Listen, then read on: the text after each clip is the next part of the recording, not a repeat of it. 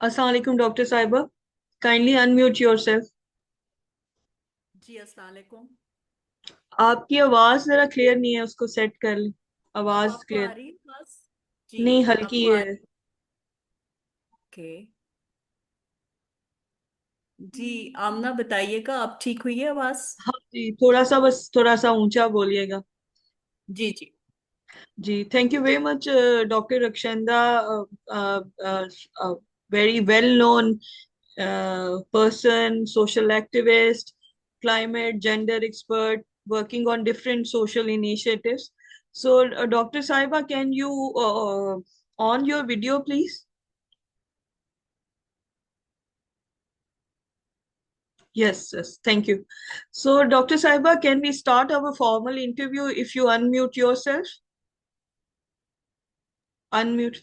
Ji.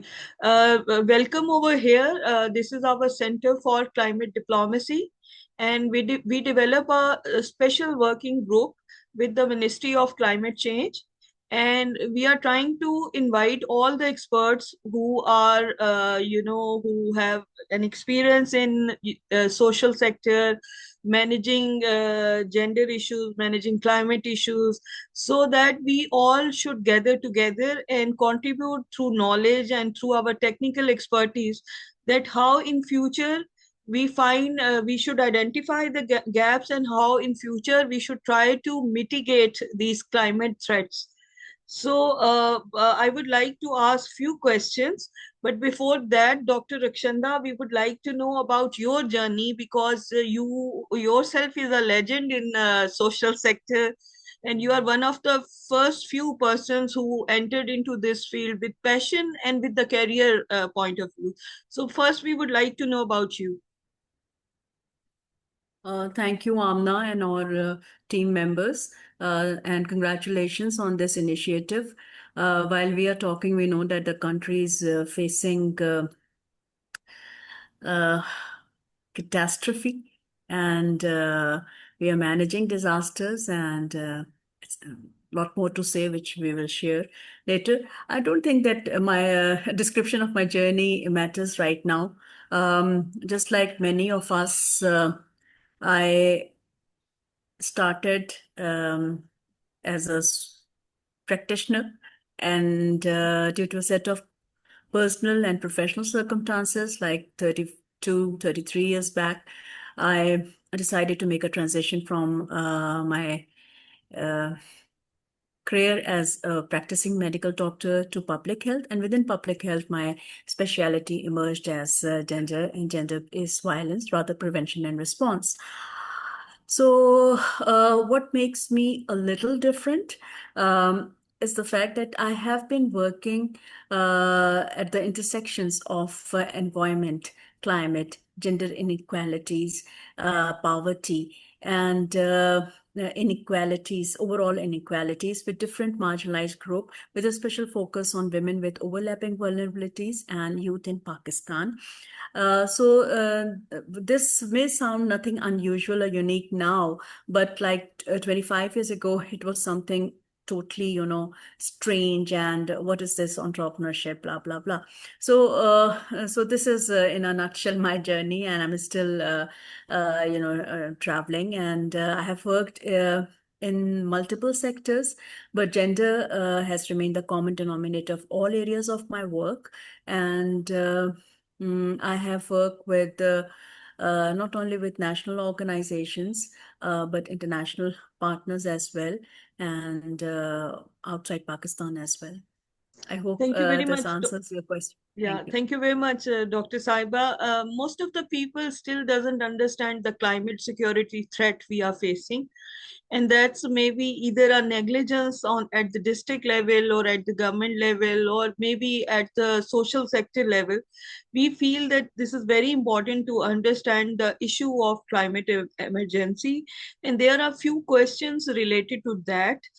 In your view, madam, what are the biggest climate related challenges in Pakistan which we are facing today, and how do climate emergencies such as floods, heat waves, or drought impact communities, especially vulnerable groups?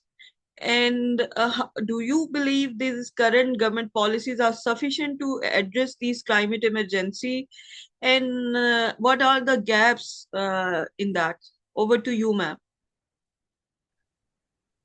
Okay.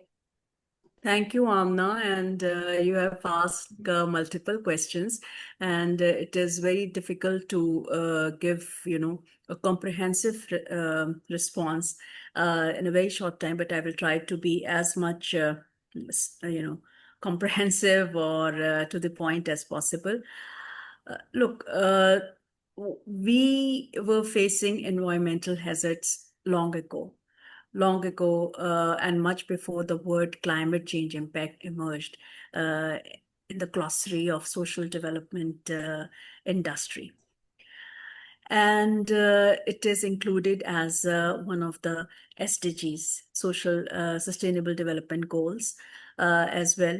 And we are in 2025 and 2030.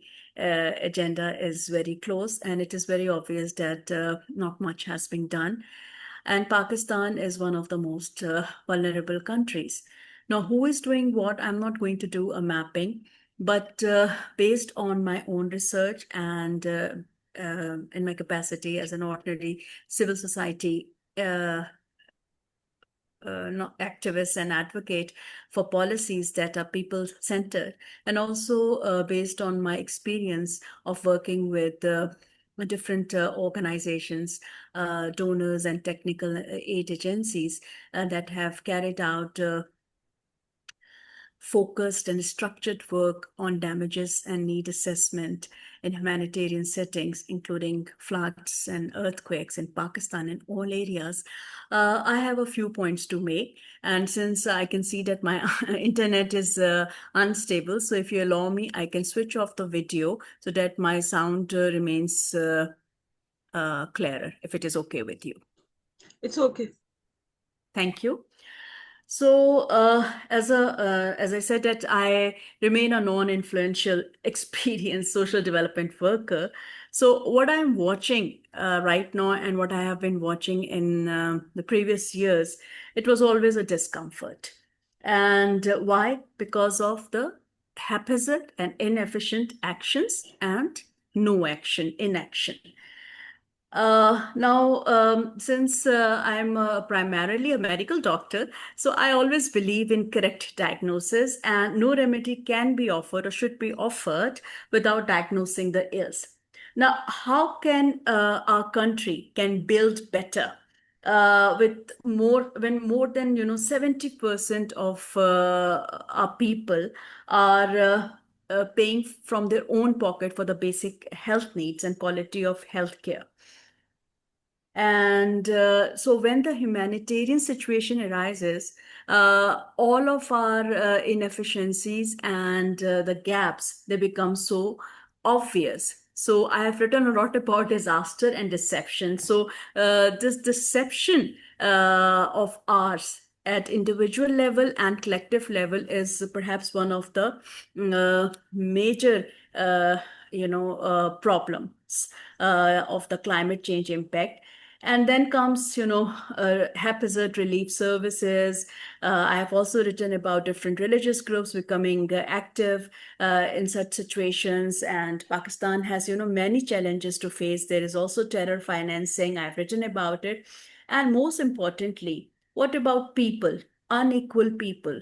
And what about the political choices? And climate change impacts their correlation. Is it just a rhetoric? Is it just, a political slogan? Is it just about photo shoots and carrying on and continuing with the charity model? So I actually do not like it. And people, they are not considered equal. And since they are not considered equal, the damages are not assessed with the the lens of justice and empathy, and needs are not measured accordingly. And just a charity model that we will be offering 2 time meal or 3 times meal, and leave your residence and come to the relief camps.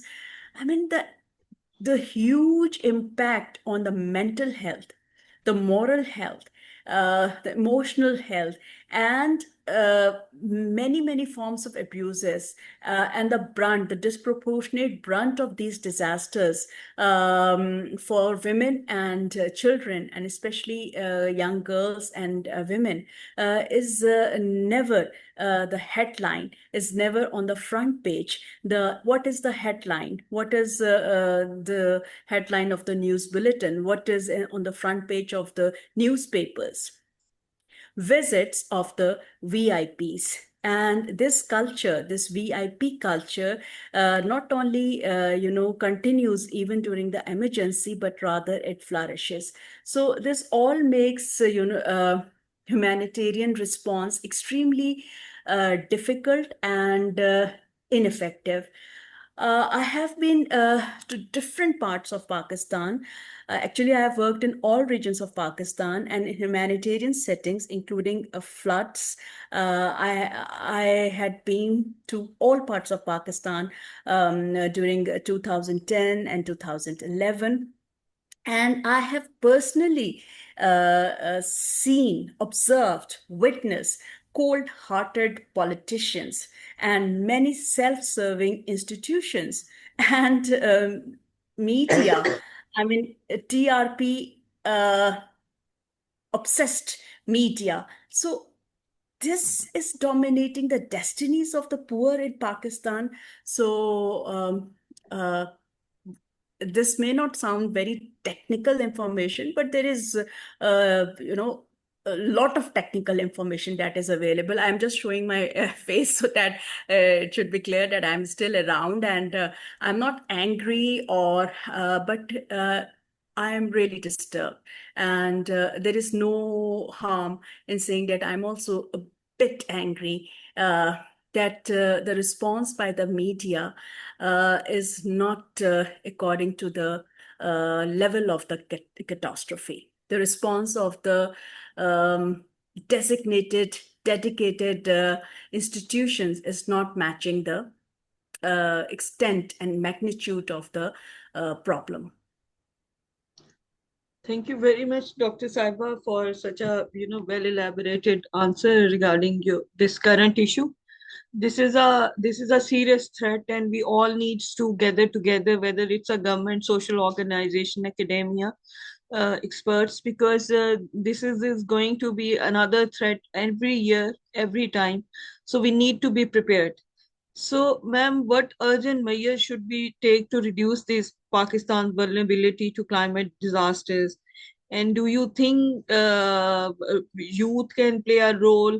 Then in COP30, indigenization is a new concept that rather than looking for the funds, we should find out solutions from our inner resources, and we should work on, finding out our local solutions to these climate risk reduction strategies. And then finally we are not getting the funds, and if the fund is coming, then it is not rightly allocated to the right person who is the deserving person. So these are the gaps. So what is your suggestion in this regard? Once again, Amna, you have very eloquently summed up different aspects of this huge problem. Yes, everybody is a stakeholder, and Pakistan, having the largest population of young people, should see youth as the major stakeholder. And within youth, we should have some specific, you know, set of actions and recommendations for young girls and boys, because there is culturally they are also segregated in so many respects. This is one point. You see, solutions should always be local, but one needs to be empowered enough to execute those local solution. We have resources. I also believe in folk wisdom as well. But the problem here is that a greater majority of poor people, or even people who are urbanized but they are from low socioeconomic strata, they do not see this as a problem. So awareness about climate change impact was not raised, despite all, glossy um pictures and foreign trips and well well delivered speeches by our very uh, you know famous politicians and some business professionals. But the common people in Pakistan, masses, they are oblivious, and it's not their fault. We are living in a country where like it's so many children, like hundreds or in crores, they are out of school.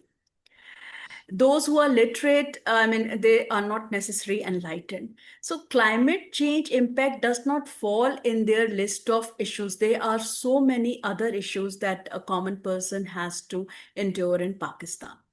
So this negligence has to be highlighted, and it has to be called out, and there should be accountability as well. Recently I quoted our honorable parliamentarians, women parliamentarians, Ms. Shaista Pervez and Taira Aurangzeb Saiba. I mean, they are from the treasury, and yet, they were very critical that what have we done, and, and their statements were quite uh, they were quite powerful and strong, but nobody is interested in such voices. So imagine that when powerful voices that are asking for reflection, that are asking for accountability, are ignored. What about the rest of us who have no positions of power, who have no formal, ranks or no designation?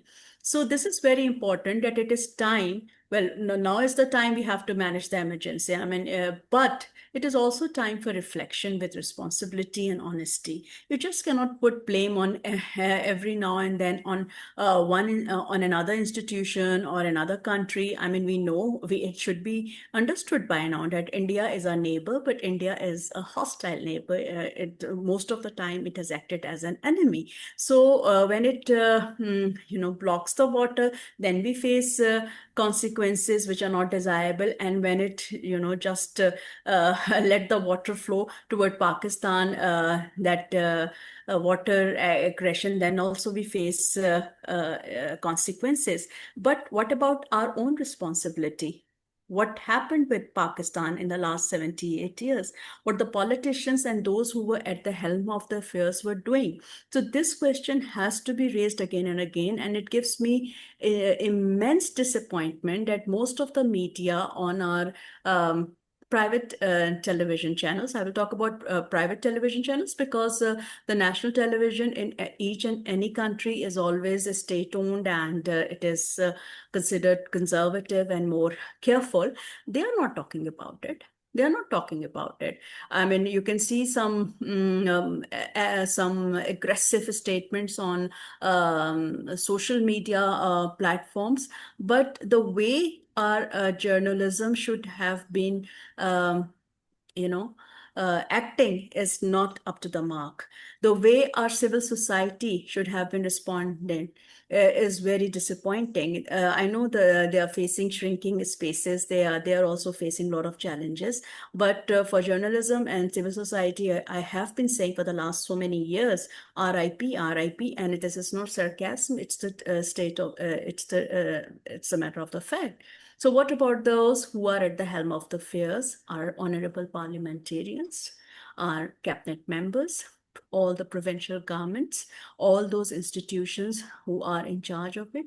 They have to go through this reflection exercise and accountability exercise. And this is the hardest part because there is an elite capture and there is an elitist consensus. So, as we say, who will bell the cat? And last but not least, we have to start from somewhere. Otherwise, those who are very powerful, who have all the resources, they have no stakes in this country. and the country is facing, uh, I mean, beyond imagination, catastrophe. I really, my heart sinks when I think that what will happen. I mean, how the damages and needs would be assessed. Because I know the bureaucratic processes, and when the affected populations will be compensated, and what about gender aspects? What about sexual and gender-based violence? What about climate brides, underage marriages? What about crimes? So this whole scenario is very gloomy, and it requires very strong and committed leadership. This means that we have to accept that this is not business as usual. And when we say when the business is not as usual, one cannot afford to wear, business suits. One has to see this as an emergency and has to be in the field. And even when you are sitting in the offices and monitoring the situation, you should you should be considering yourself as a part of the field team. I mean, this is a very long operation, and more floods are due, it seems like. I mean, the news coming from Sindh. I mean, we have seen the catastrophe in Gilgit-Baltistan. We have seen the catastrophe in Khyber Pakhtunkhwa. We are seeing Punjab, and now it is towards Sindh. And all the tall claims have been challenged. And the news coming from some parts of the Sindh is not very hopeful. Thank you very much, Dr. Saiba, for such a wonderful, elaboration and guideline that how we should move forward. As you know, and you were always supportive that we are working on gender and youth digital literacy programs.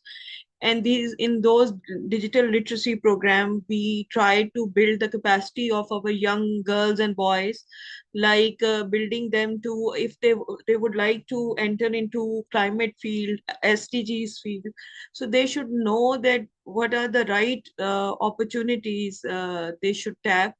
And secondly, in if we try to develop our gender, especially our women, through digital literacy, this is also very important that we should guide them how they can be an active part in economic growth of Pakistan by empowering them and trying to empower and try to encourage them in digital and financial inclusion, so that they can be one of the main contributor in our economic growth. And if some challenges come, they have built up their own resilience for such kind of activities. So ma'am, your suggestion that how women should empower themselves, and how digital literacy, your guideline and experience, that how women can get some benefit, although there are so many digital literacy programs, but only providing the workshops is not good enough. It is very important to mentor them, to link them to the right industry.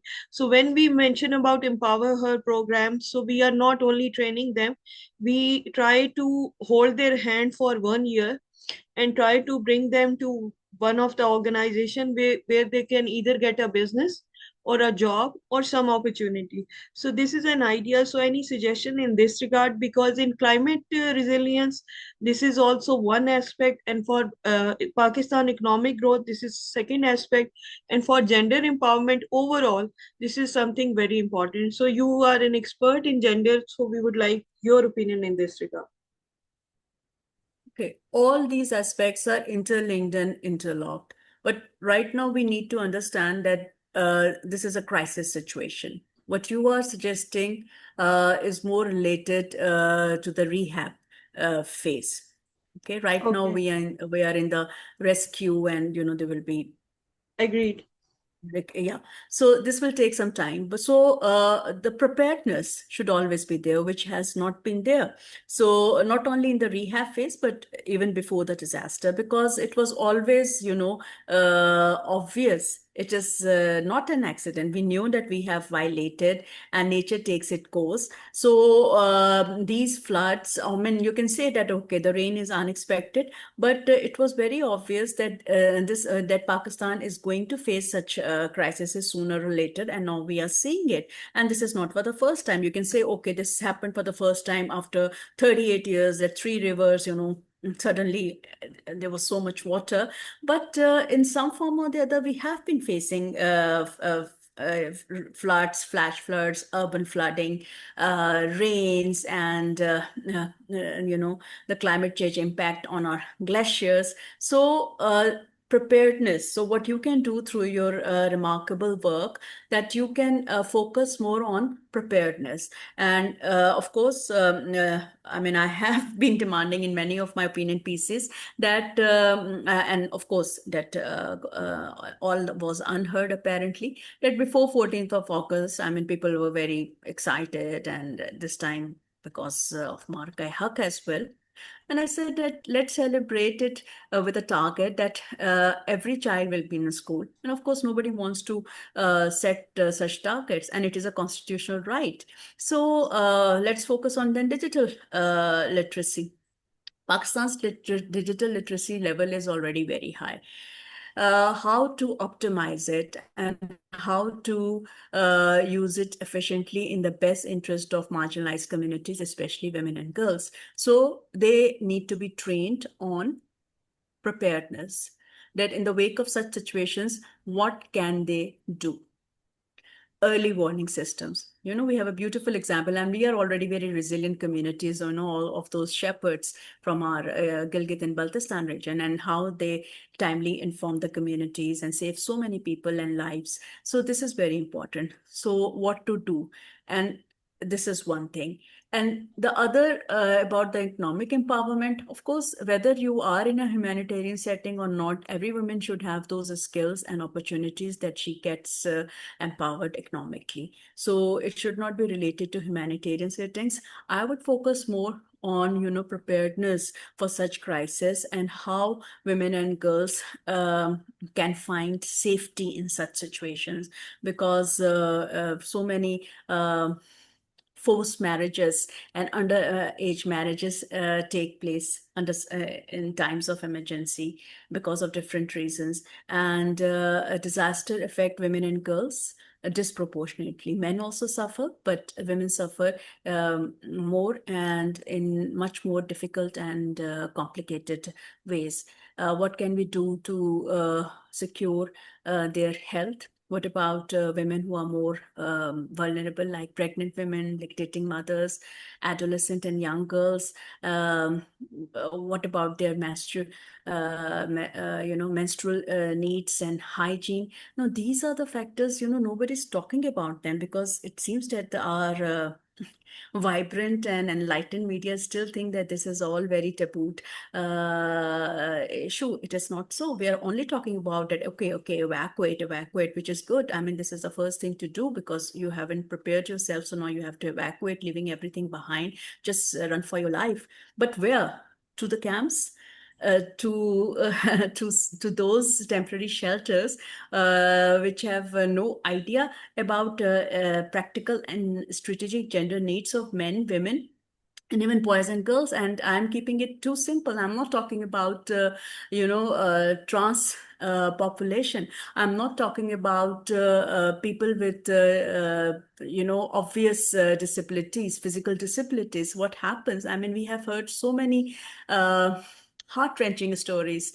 Like I remember during that SWAT operation many years ago, when this IDP crisis was there. So I've heard that many people have to leave their elderly or physically disabled children or elderly behind, because they cannot, take them along with themselves. They were already facing a lot of crisis. Then you keep on hearing stories about gender discrimination, the way Western media and sometimes our donors also look at it and they say, oh, Pakistani men are very violent, which I agree. I mean, but I will say with a little editing, men are violent everywhere, actually. There's the whole world is patriarchal, and there are also patriarchal women. There are women who have internalized misogyny and patriarchy. So, what was the evidence of Pakistani men? Very cold hearted, heartless, and violent in times of emergency like this. Oh, you see, a man saved his buffalo and not the wife. And I said, you have no idea about the perception of rural wealth. You have no idea what does a buffalo mean to a family. It was not like that. That man was deliberately, trying to let the wife drown. I mean, buffalo is the lifeline. So I'm not drawing comparisons. I am asking that why are people have to be in a situation where they have to make such difficult choices? Who is responsible for their plight and predicament? This kind of displacement, which could have been prevented, demands a lot of questions. And one thing, last point is about aid effectiveness. Look, Pakistan has been very lucky, or Pakistani elites have been very lucky that they get money in all kinds of crises. And even this time, uh, we are receiving aid. Recently, president of Asian Development Ben, I think is still visiting Pakistan. So he has actually offered uh, aid. I think aid has come from UK as well. Different friendly countries are also, offering aid. So there is no dearth of aid. There is dearth of transparency, honesty, and commitment. Thank you very much, Dr. Saiba. And your last word, there is a call for action. We all should play our role. So, what is your final message that we should do for our youth, for our social sector? Any suggestion, any guideline? Because these youth are our future. So, what is your final message for Pakistanis? Uh, for youth, I always say this that youth for me is not future, youth is today. But I always look at the class variation. Which youth are we talking about? And why this us and them divide? Who am I to decide about their course of action? We should have, and as somebody who is in a better position, or those who have resources, like you are running some projects, or you are an influencer, or some other colleague has a voice, and those who are in their official positions, their job is to create enabling environment, and their job is to ensure that youth from all regions of Pakistan, from all socio-economic classes, both gender. I said I'm keeping it simple. I'm not trying to raise any controversy by raising the issue of trans population, because they also face a lot of transphobia here. So just even if the discourse remain binary, we have to look at the specific needs.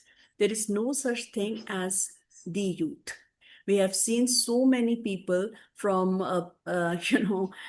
privileged classes who take advantage of the quotas, and they are seen in all foreign tours, and they get the scholarships. Oh, because I am from Balochistan. Well, the guy or the madam has lived all her time in Islamabad, or maybe in Paris, or some other nice place in the world, but suddenly that domicile appears, and they say, okay, so, and they are given all the opportunities.